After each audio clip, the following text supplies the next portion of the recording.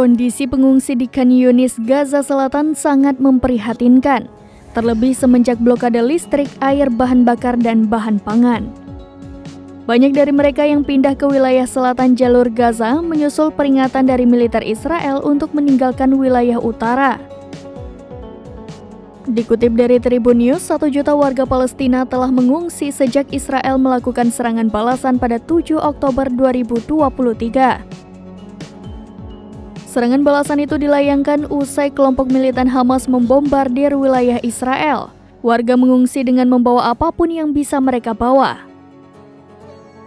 Mereka membawa mobil, kuda, dan kereta kuda, atau dengan kaki mereka sendiri jika tidak ada pilihan lain.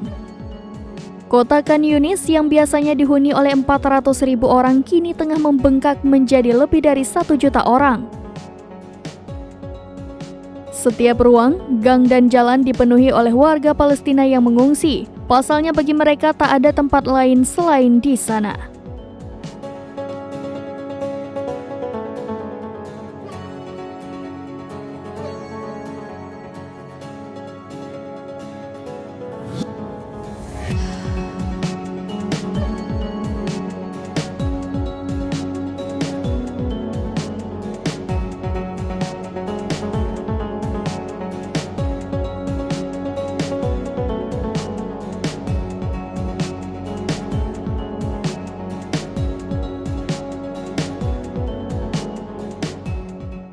Download Tribun X sekarang, menghadirkan lokal menjadi Indonesia.